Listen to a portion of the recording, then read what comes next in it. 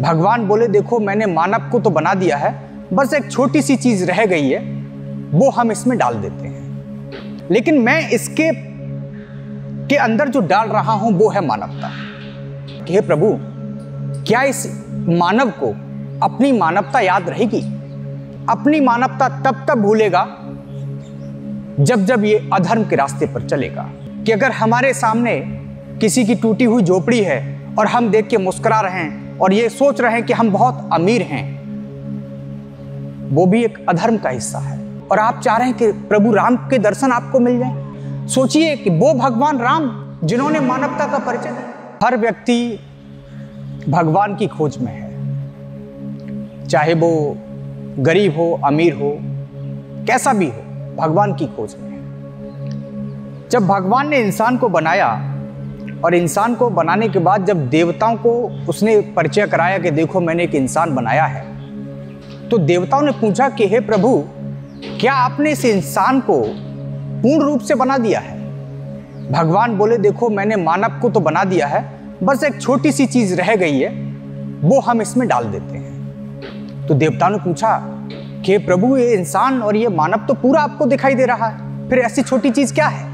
तो भगवान ने जो उत्तर दिया वो आप सुनकर रोमांचित हो उठेंगे। भगवान ने कहा कि इसके पास सब कुछ है, ये सब कुछ बना सकता है, लेकिन मैं इसके अंदर जो डाल रहा हूं वो है मानवता। तो भगवान ने जब मानवता डाली, मानवता डालने के बाद देवताओं ने भगवान से सवाल किया कि हे प्रभु, क्या इस मानव को अपनी मानवता याद रहेगी? तो प्रभु ने जो उत्तर दिया, भगवान ने कहा कि इस व्यक्ति को, इस इंसान को, मानव को अपनी मानवता तब भूलेगा जब जब ये अधर्म के रास्ते पर चलेगा। अधर्म की कई परिभाषा हैं, वो एक लंबी बहस हो सकती है, लेकिन अगर हम छोटी छोटी चीजें देखते हैं कि अगर हमारे सामने किसी की टूटी हुई झोपड़ी है और हम देख के मुस्कुरा रहे हैं और ये सोच रहे हैं कि हम बहुत अमीर हैं, वो भी एक अधर्म का हिस्सा है।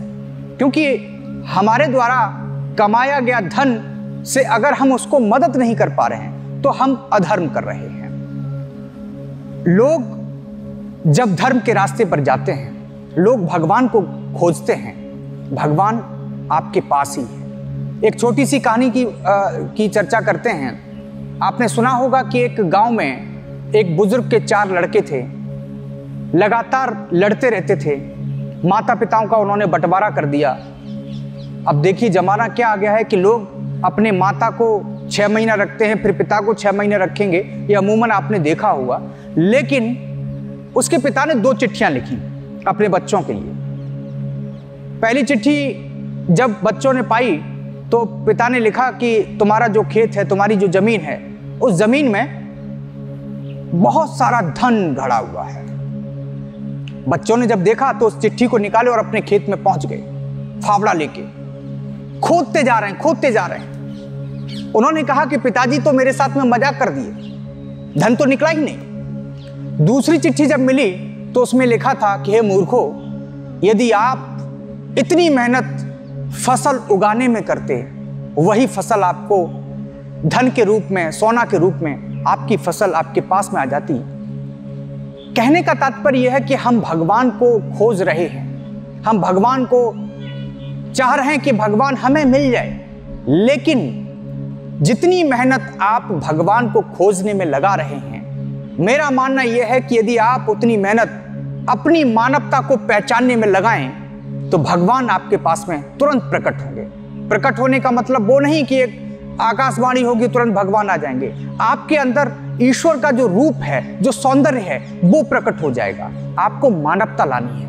आप मानवता आपके अंदर बची नहीं है और आप चाह रहे हैं कि प्रभु राम के दर्शन आपको मिल जाए। आप भले ही 1000 बार उनके दर्शन करिए, मंदिर जाइए, हर तीर्थ स्थान पर जाइए, जब तक आपके अंदर मानवता नहीं है भगवान आपको नहीं मिलेंगे। सोचिए कि वो भगवान राम जिन्होंने मानवता का परिचय दिया, जिन्होंने सबरी के झूठे बेर खाए, जिन्होंने जो केवट थे उनका उद्धार किया, वो मानवता का परिचय था। लेकिन हम उनको सिर्फ धार्मिक कहानियां मानकर और छोड़ देते हैं। हम अमल नहीं करना चाहते हैं। जब हम अमल करते हैं तो ईश्वर सदैव हमारे साथ ही हैं, हमारे अंदर हैं। धन्यवाद।